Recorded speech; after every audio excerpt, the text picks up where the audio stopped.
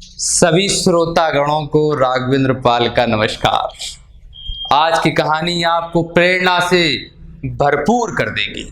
खासकर अगर आप विद्यार्थी हो तो आपको ये कहानी जरूर सुननी चाहिए। आज मैं कहानी आप लोगों को स्वामी विवेकानंद, महान व्यक्ति, उनके बारे में बताऊंगा। ये कहानी जरूर आपको पसंद आएगी, ये मेरा वादा है। तो शुरुआत करते हैं और सुनते हैं। बहुत अच्छी कहानी है। विवेकानंद जी के गुरु का नाम क्या था? रामकृष्ण परमहंस। इनका नाम बचपन में क्या था? नरेंद्र। ये आश्रम में रहते थे। रामकृष्ण परमहंस जी के आश्रम में अकेले नरेंद्र नहीं, दूसरे शिष्य भी रहते थे। सब गुरुजी की सेवा करते थे। गुरुजी जो चाहे वो तुरंत मिल जाता था।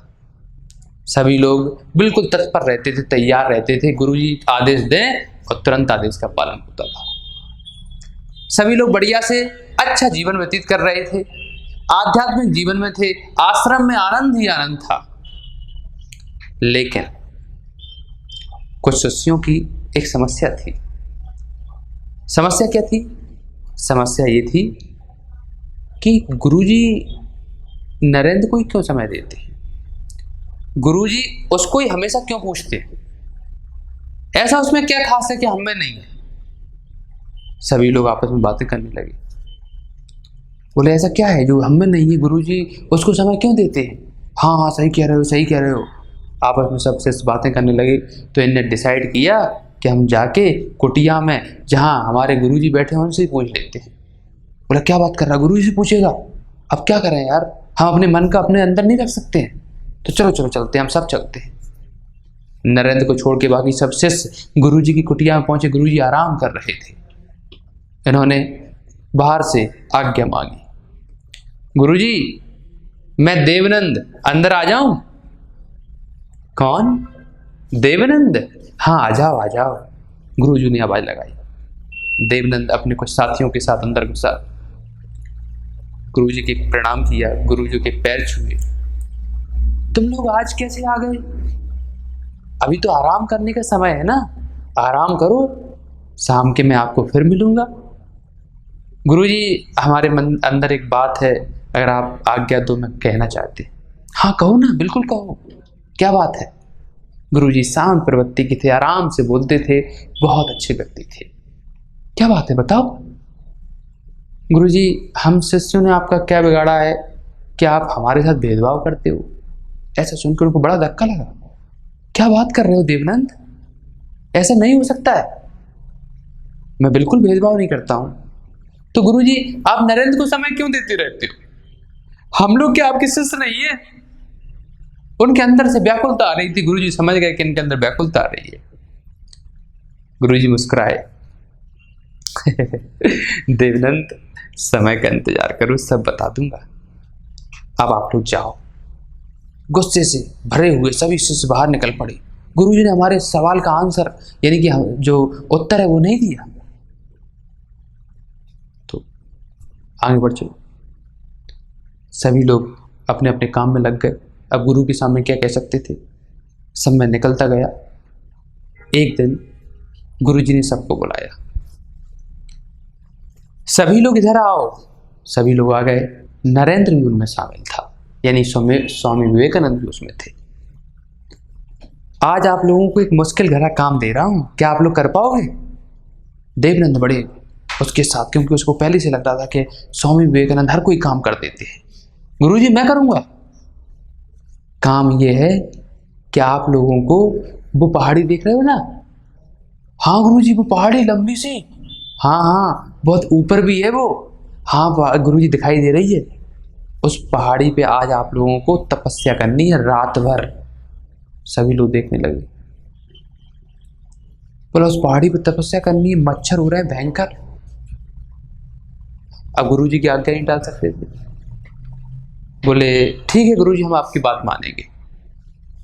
सभी लोगों ने तैयारी कर ली। कोई कंबल ले गया, कोई चादर ले गया, कोई कुछ ले गया। सभी लोग पहाड़ी पे पहुंचे। गुरु की आज्ञा माननी थी और रात भर तपस्या करनी थी।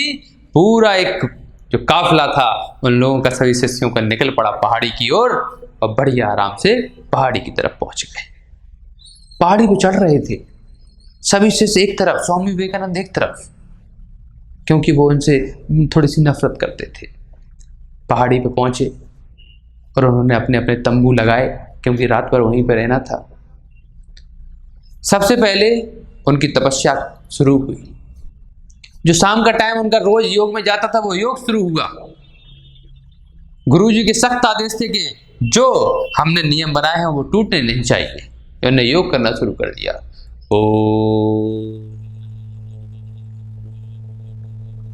पूरे मन में लग गए, योग कर रहे थे। अचानक रात बढ़ती चली जा रही थी।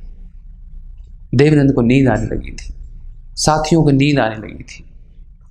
ये सब लोग वहीं आराम से सो गए और रात निकलती चली जा रही थी। आधी रात का समय होगा, थोड़ा ध्यान दीजिए, आधी रात का समय होगा। अचानक देवानंद की नींद खुलती है। वो उठता है और देखता है नरेंद्र गायब। वो सबको एकदम चौंक जाता है। हे सुनो, उठो, क्या हुआ? मुझे पता था यही होगा। गुरुजी ने नरेंद्र को यहां से ले गए क्योंकि मच्छर लग रहे थे और हम लोगों को यहीं पड़ा छोड़ गए। हाँ सही कह रहे हो। हमें पहले से पता था कि गुरुजी ऐसे ही करेंगे। नरेंद्र को ले गए और हमें छोड़ गए यहाँ पर। सभी लोग बड़बड़ाए, देखो कहाँ है नरेंद्र। पहाड़ी पे पूरी पे देखने लगे, बड़ी पहाड़ी थी, इधर उधर भटकने लगे, कहाँ है, अगर मिल जाए तो मिल ही जाए। अचानक उन्होंने देखा कि नरेंद्र बैठा पहाड़ी के कोने पर और योग की मुद्रा में स्वामी विवेकानंद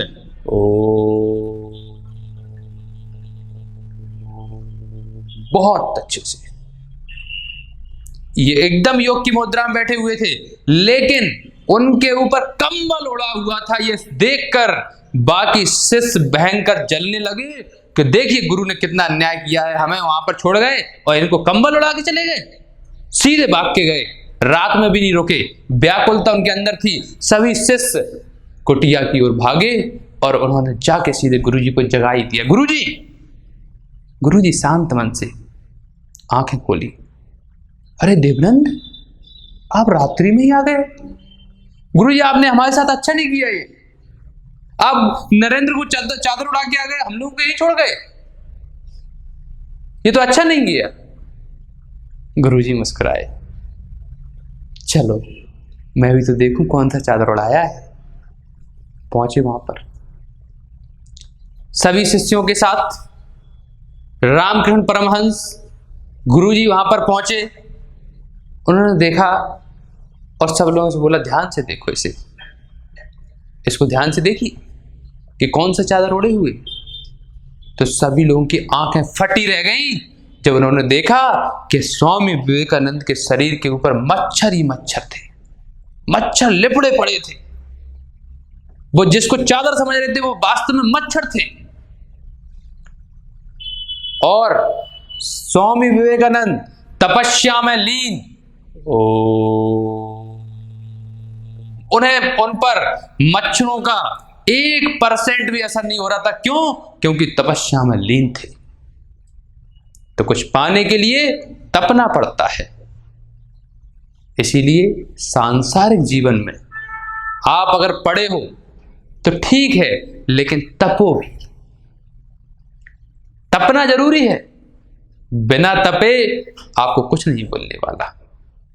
और आपको रिजल्ट पता ही होगा। स्वामी विवेकानंद आज हम जैसे लोग उनकी पूजा करते हैं क्योंकि तपे और उनको कुछ मिला। आशा करता हूं इस कहानी से आपको बहुत अच्छा लगा होगा, कुछ सीखने को मिला होगा। अगर आपको और कहानियां सुननी है तो राघवेंद्र पाल के चैनल को फॉलो कर लो, सब्सक्राइब कर लो। बहुत कहानियां सुनाऊंगा। बहुत बहुत धन्यवाद।